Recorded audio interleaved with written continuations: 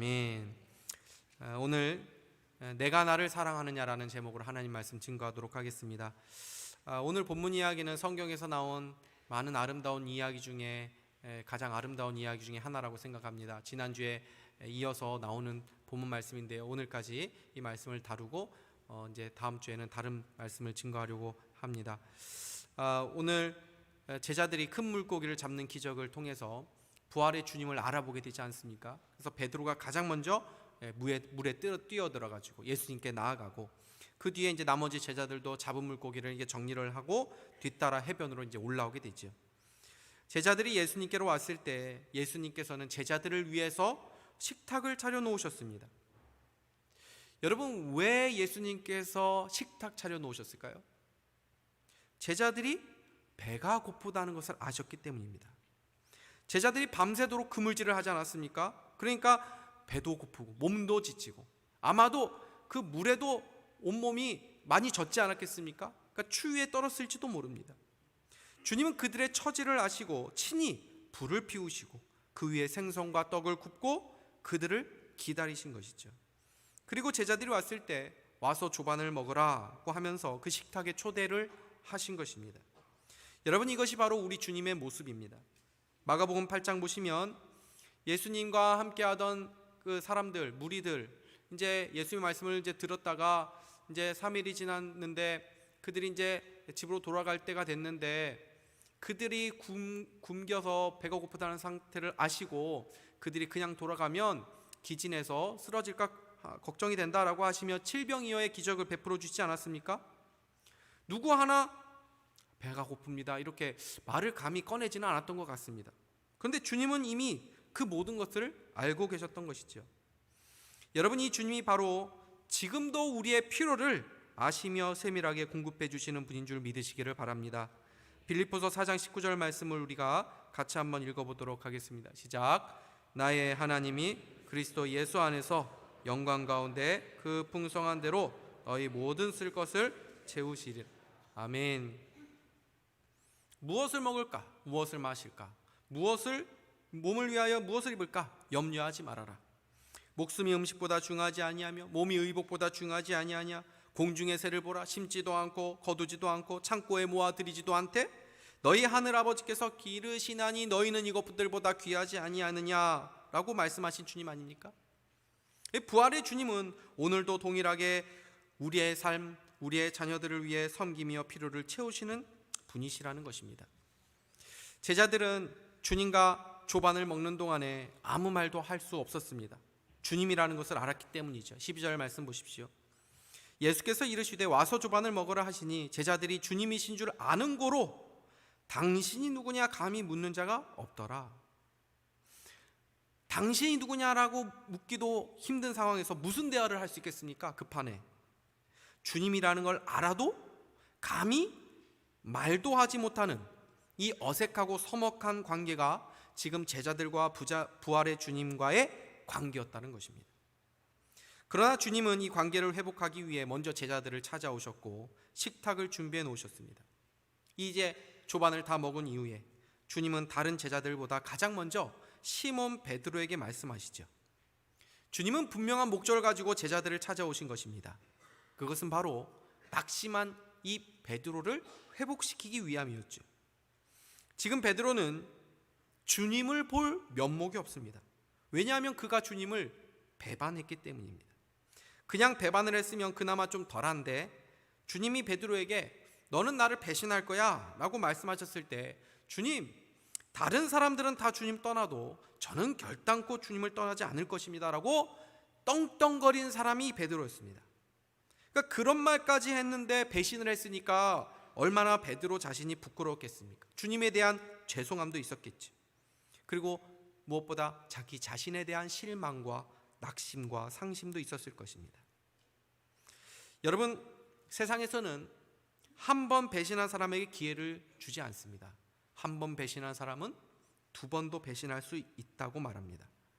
그런데 이상하게도 주님은 자신을 배신한 베드로에게 중요한 사명을 다시 맡기고 계십니다. 주님께서 핏값을 주고 사신 주님의 몸된 교회, 주님의 양들을 돌보는 이 중차대한 일을 지금 이 베드로에게 다시 맡기고 계신 것이죠. 그러면 왜 주님은 이 베드로를 다시 찾아오시고 다시 회복시키시고 다시 그에게 이 중요한 사명을 맡기고 계신 것입니까? 바로 주님은 베드로의 실패를 통해 베드로를 더 아름답게 사용하실 수 있는 분이시기 때문입니다. 사실 베드로가 경험한 실패는 우리 모두가 경험하는 가장 대표적인 실패라고 할 수 있습니다. 베드로는 크게 두 가지에 넘어졌습니다. 첫째는 교만함이었고 또 하나는 낙심이었습니다. 예수님이 십자가 지시기 전에는 교만함에 넘어졌습니다. 그리고 지금은 낙심에 넘어져 있습니다. 여러분, 모든 사람들은 이 두 가지에 쉽게 넘어갑니다. 사람은 기본적으로 인정 욕구가 있습니다. 사람들에게 인정받기를 원하고 사람들이 자기를 알아주기를 바라고 사람들에게 자기를 증명하고 싶어 합니다. 주님이 십자가를 지시기 전에 베드로가 얼마나 자신만만했습니까? 주님이 너는 나를 배신할 거야 라고 말씀하셨으면 내가 주님을 배신할 수도 있겠구나 하면서 주님의 말씀을 좀 귀담아 들어야 했는데 저는 절대 그럴 일이 없습니다 라고 자신했죠. 결국은 주님의 말씀이 틀렸습니다 라고 말한 꼴이 되어버렸습니다. 근데 어떻게 되었습니까?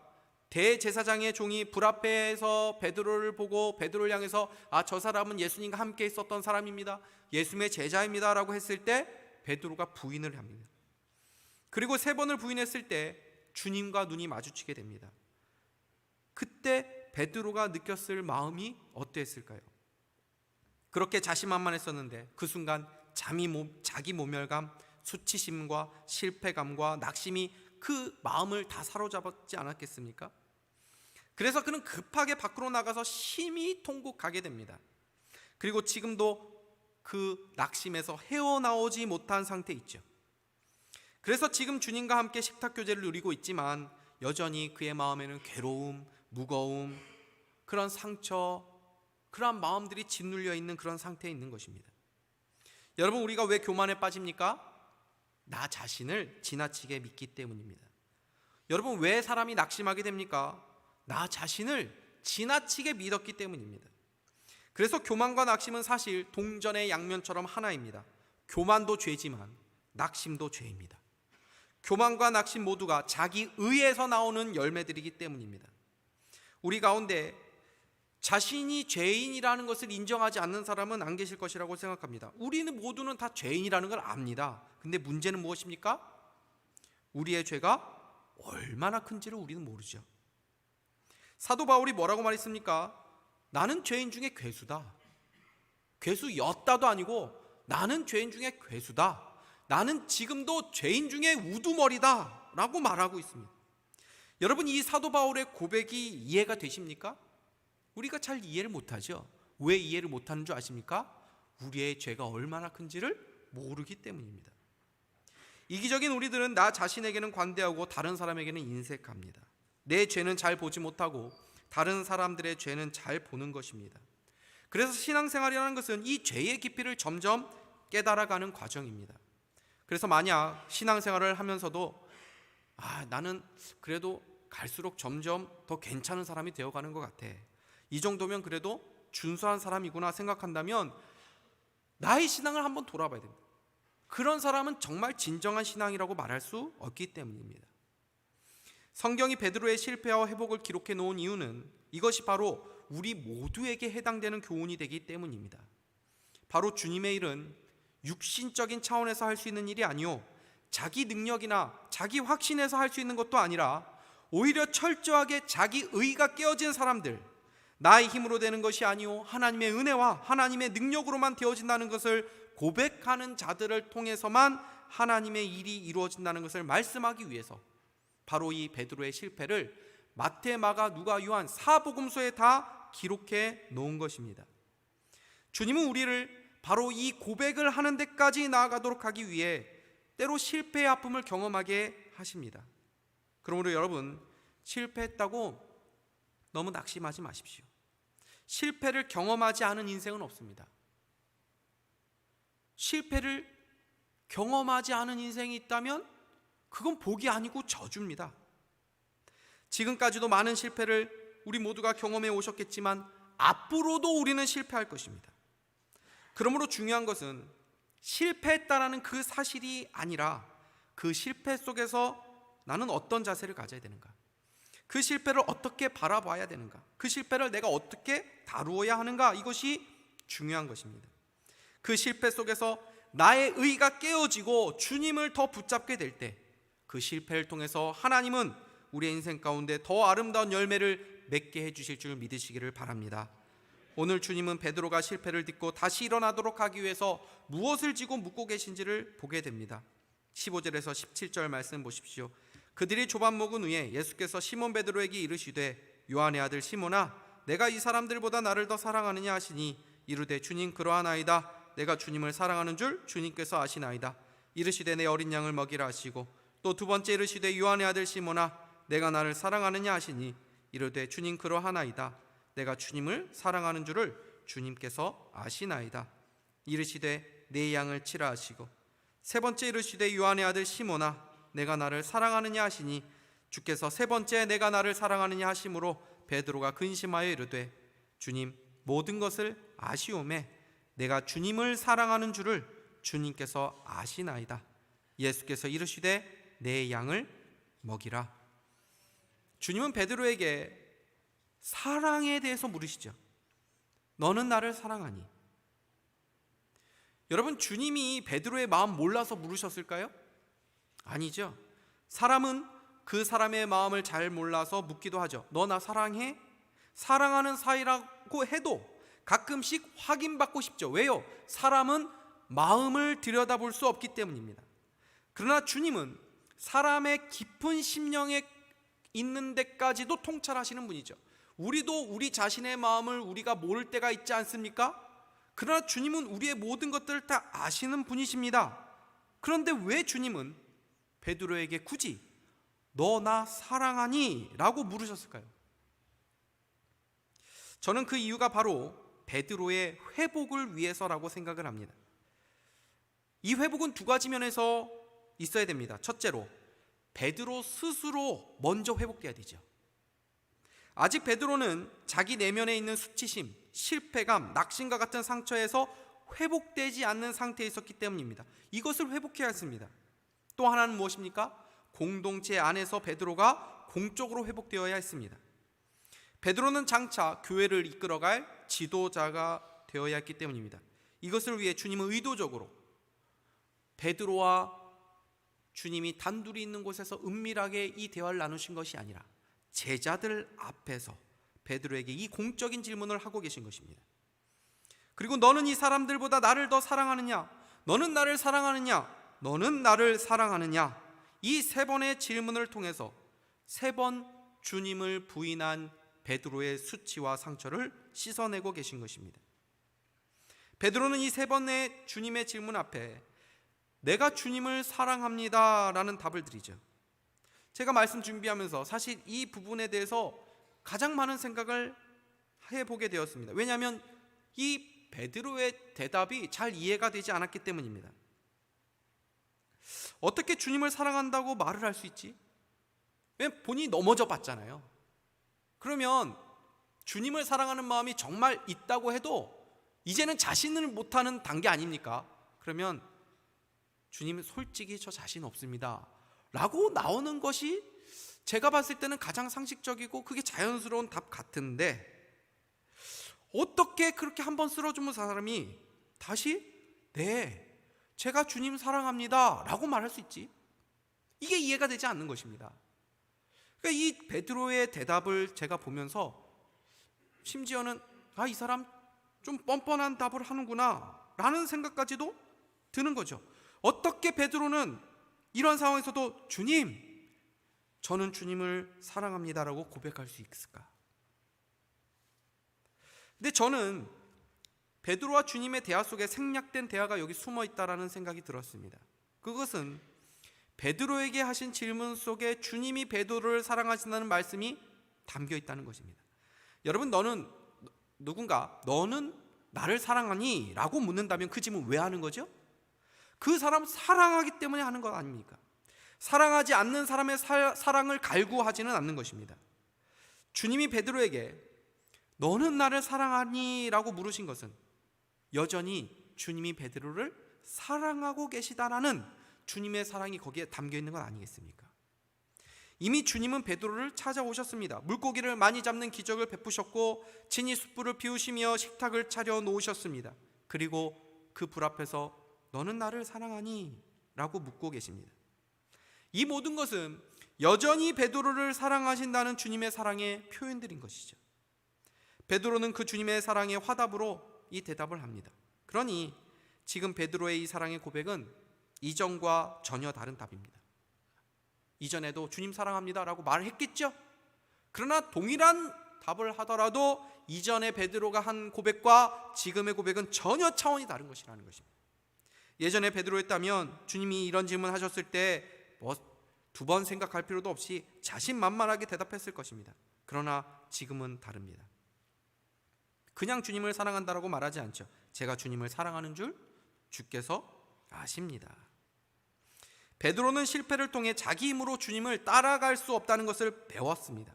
그래서 자신의 고백이 얼마나 보잘것없고 쉽게 무너질 수 있는 것인지를 알고 있죠. 그래서 이전처럼 자신을 믿는 믿음으로 이 고백하는 게 아닙니다. 베드로가 이 고백을 했다는 것은 자기를 믿는 믿음으로 한 것이 아니라 자기의 확신으로, 교만함으로 한 것이 아니라 나는 할 수 없습니다. 그러나 주님이 나를 포기하지 않으시고 지금도 나를 찾아오셔서 나의 사랑을 물으시는 주님 안에 내가 이 고백을 하는 것입니다. 그 주님의 사랑을 내가 믿기에, 나를 붙잡으시고 결코 나를 포기하지 않으시는 그 주님의 사랑을 내가 확신하기에, 내 확신이 아니라 그 주님에 대한 확신으로 이 고백을 하는 것입니다. 여러분, 신앙이 무엇입니까? 우리가 걸어가는 것이 신앙의 길이 아니죠. 주님이 우리를 붙잡고 가시는 길이 신앙의 길입니다. 내가 믿는 것이 아니라 주님이 믿음을 주셔서 믿는 것이 신앙입니다. 그래서 베드로에게 사명을 주시면서 주님께서 베드로가 걸어갈 길에 대해서 뭐라고 말씀하십니까? 18절 말씀 보십시오. 내가 진실로 진실로 내게 이르노니 내가 젊어서는 스스로 띠띠고 원하는 곳으로 다녔거니와 늙어서는 내 팔을 벌리리니 남이 내게 띠띠우고 원하지 아니하는 곳으로 데려가리라. 이제 베드로는 자신이 원하는 길로 다닐 수 없다는 것입니다. 베드로의 인생을 주님이 이끌어 가십니다. 여러분, 신앙생활은 내가 원하는 것을 하는 것이 아닙니다. 내가 원하는 것을 이루어가는 것이 아닙니다. 예수를 믿게 되면 이젠 내 것이 없습니다. 아이고 내 인생, 누가 내 인생을 돌려주나. 예수 믿고 나서도 우리가 왜 자꾸 내 인생을 찾습니까? 예수 믿은 이후에는 우리의 인생은 없어진 것 아닙니까? 내 꿈이 어디 있습니까? 내 계획이 어디 있습니까? 내 것이 어디 있습니까? 주님이 우리를 끌고 가시는 인생들입니다. 우리는 주님이 우리를 원하는 곳으로 인도하실 때 그것을 은혜라고 말합니다. 그러나 주님은 우리가 원하지 않는 자리, 원치 않는 사람과의 만남, 때로는 내가 전혀 예상하지 못하고 또 원하지 않는 인생으로 우리를 이끌어 가실 때도 계시다는 것입니다. 근데 우리는 우리가 원하는 자리, 우리가 원하는 인생을 살지 못하면 그걸 뭐라고 생각하냐면 실패라고 생각합니다. 내가 원하는데 내가 도달하지 못했네, 실패했구나. 아닙니다. 예수 안에 있는 인생에는 실패가 없는 줄 믿으시기 바랍니다. 그 모든 것에 주님의 인도하심이 있는 것입니다. 그것이 때로 우리의 죄로 인해서, 우리의 실수와 우리의 실패와 우리의 연약함으로 인해서 생긴 일이라 할지라도 거기에 하나님의 인도하심이 있는 줄 믿으시기를 바랍니다. 그 모든 것은 반드시 다 은혜와 복으로 바뀌어진다는 것입니다. 베드로가 원치 않는 곳이 어디였습니까? 십자가의 자리였습니다. 18절 하반절에서 19절 말씀 보십시오. 늙어서는 내 팔을 벌리리니 남이 내게 띠띠우고 원하지 아니하는 곳으로 데려가리라. 이 말씀을 하심을 베드로가 어떠한 죽음으로 하나님께 영광을 돌릴 것을 가리키심이로라. 띠띠운다는 것은 십자가에 팔을 묶는 행동을 뜻하는 말입니다. 실제로 베드로는 십자가에 처형을 당했다고 전해집니다. 전승에 따르면 베드로가 십자가에 못 박힐 때 내가 어떻게 감히 예수님처럼 똑바로 십자가 못 박힐 수 있냐 하면서 거꾸로 십자가에 못 박혀 죽었다라고 합니다. 왜 하나님이 우리가 원하지 않는 곳으로 인도하십니까? 거기서 우리가 비로소 경험하게 되는 게 뭐죠? 십자가, 자기 부인이기 때문입니다. 주님은 우리로 하여금 십자가를 지는 자기 부인을 경험하도록 하기 위해 때로 우리가 원치 않는 곳으로 인도하신다는 것입니다. 그러나 주님을 사랑하는 자들은 그 길을 가는 것입니다. 그곳이 바로 십자가의 길이고 주님의 양을 살리는 길이며 교회를 사랑하는 길이기 때문입니다. 여러분들은 주님을 사랑하십니까? 우리는 이 질문 앞에 머뭇거리게 되지 않습니까? 주저하게 되지 않습니까? 대답을 해도 사실 좀 자신이 없죠. 왜요? 우리 자신을 우리는 못 믿는 존재들이기 때문입니다. 그래서 그렇게 나오는 반응은 자연스러운 것입니다. 그러나 우리는 긴가민가 해도 다 주님 사랑하는 마음이 있습니다. 그리고 더 중요한 것은 무엇입니까? 우리가 주님을 사랑하는 것보다 주님이 우리를 사랑한다는 것이 더 확실하기 때문입니다. 그래서 우리가 이 자리에 있는 것입니다. 우리 자신을 보면 우리는 주님을 사랑하는지 이 믿음에 대한 확신을 할 수 없습니다. 우리 자신도 못 믿는데 이 세상에서 우리가 무엇을 믿고 의지할 수 있겠습니까? 모든 것 다 불확실하고 모든 것 다 불신의 대상일 뿐입니다. 그러나 유일하게 우리가 믿을 수 있는 것이 있죠. 바로 우리에 대한 주님의 사랑입니다. 이것은 세월이 아무리 흘러도 우리의 처지와 우리의 모양과 우리의 형편이 아무리 바뀐다 해도 변함없는 영원한 진리인 줄 믿으시기를 바랍니다. 이것에 근거하여 우리도 주님을 사랑합니다 라고 고백할 수 있다는 것입니다. 우리 자신에 대한 믿음이 아니라 우리를 너무나 잘 아시는 주님이 우리를 지금까지 붙잡고 계시고 앞으로도 우리를 포기하지 않으시고 주님의 사람들을 사랑하시되 끝까지 사랑하시는 주님을 우리가 믿기에 우리는 이 사랑의 고백을 감히 할 수 있고 또 주님이 이끄시는 그 자리에서 주님을 바라보며 힘내어 사명을 감당할 수 있는 것입니다. 주님을 사랑하는 것과 주님의 양을 사랑하는 것은 분리되지 않습니다. 주님에 대한 우리의 사랑은 바로 믿음의 형제 자매들에 대한 사랑, 교회에 대한 사랑으로 증명됩니다. 우리는 사람을 볼 때 나와의 관계를 먼저 생각하죠. 이 사람이 나랑 어떤 관계지? 이 사람이 내 사람인가? 그런 것을 생각합니다. 내 남편, 내 아내, 내 자녀, 우리 교회, 성도. 그러나 우리 모두는 나와의 관계 이전에 주님과의 관계를 먼저 생각해야 됩니다. 내 남편 이전에 주님이 사랑하는 아들, 내 아내 이전에 주님이 사랑하는 딸, 내 자녀 이전에 주님이 사랑하는 자녀들, 그리고 내 옆에 있는 성도님들 이전에 주님의 양, 주님의 것. 이것을 우리가 늘 기억할 때 우리는 주님을 사랑하는 마음으로 이들을 품고 사랑하는 힘을 얻게 되는 것입니다. 오늘의 말씀을 기억하시면서 주님에 대한 우리의 사랑이 더 깊어져 가고 그 안에서 십자가를 지는 자기 부인의 자세로 주님이 세우신 교회를 더 힘있게 세워가고 주님이 인도하신 그 자리에서 사명을 감당하는 우리 모두가 다 될 수 있기를 주님의 이름으로 축복합니다. 기도하겠습니다. 하나님 아버지 감사합니다. 오늘 말씀을 통해서 베드로의 실패와 회복이 바로 우리에게 적용되는 말씀인 것을 다시 한번 생각해 보게 됩니다. 베드로가 주님을 사랑한다는 이 고백 속에 주님에 대한 사랑, 주님에 대한 확신, 주님에 대한 믿음이 있었음을 우리가 기억하면서 우리도 평생에 주님을 바라보면서 주님에 대한 확신으로 이 고백을 용감하게 하며 주님이 이끄신 자리에서 주님을 바라며 충성할 수 있는 우리 모두가 다 되도록 인도하여 주옵소서. 예수 그리스도의 이름으로 기도하옵나이다. 아멘.